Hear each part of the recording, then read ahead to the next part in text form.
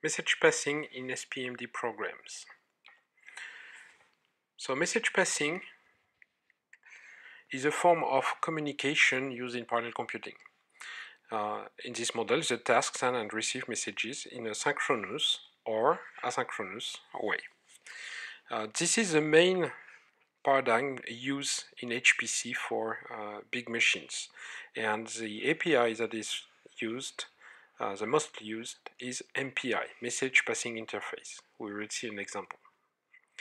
So the way it works, you have two processes, for instance, one here and one here, and they are executing exactly the same code, and this is what we call single program multiple data. And the idea behind this parization is that if I have a big data structure to compute, I will split it in two parts when I have two processes, and each process will compute one part. Okay, this is illustrated here and here. And the way the code is going to behave is that it will use its ID, so the process or thread ID, and depending on that process, it will decide what to do. So here I am in process 0, so I will use this part of the code to compute my first half of the array. Same thing here, because I am process 1, I will go through this part of the code to process my part of the data.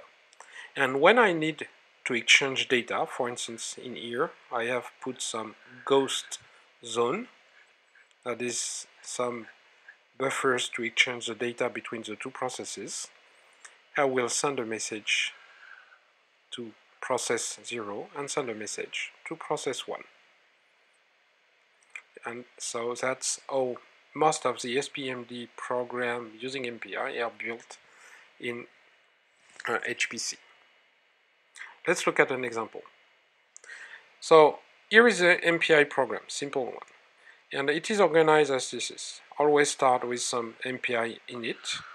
So it will initialize MPI, and in here it will finalize MPI. The finalize MPI makes sure that all the processes are finished when you quit the application.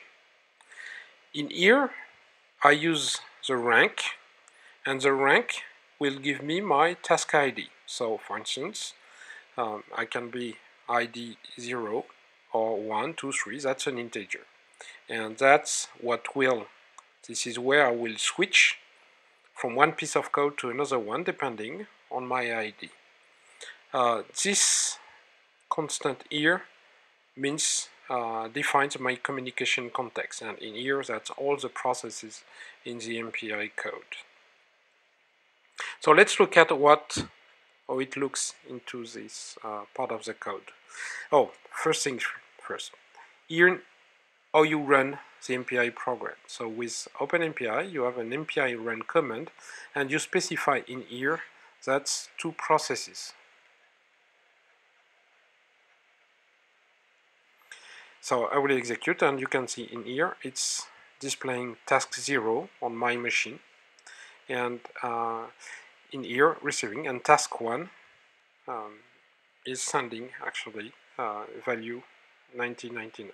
Let's look at this part. This part is what is in this box. So in here I have a switch. If I have the master, this is actually task 0. If I am worker, this is actually process 1. Okay. And in here what I'm doing is I'm setting a buffer with value 99, 999, and I am sending this value to master. Okay, and so this is value 0, and this is a label. I can tag the messages, so I can have group of messages with different tags. So in here, if I want master to receive the value, the label has to be the same in here. And my send in here is a structure that will allow me to check if the message was effectively received, or that the buffer is actually free after. This is asynchronous.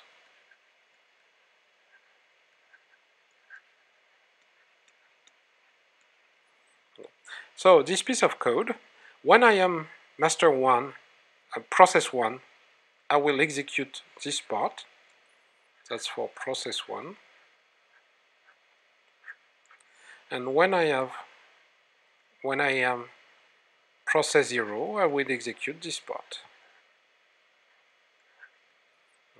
So the master will receive the value 999.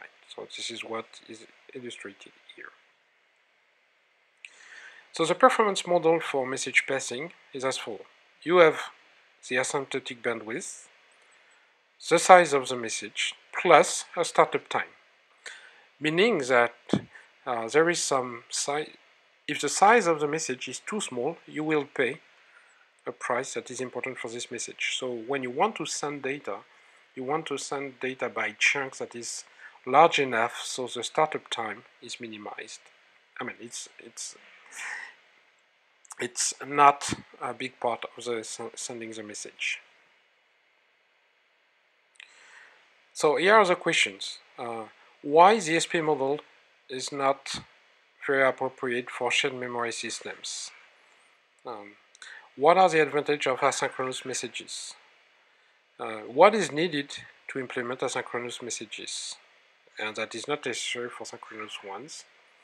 And this is the main things we will do in class.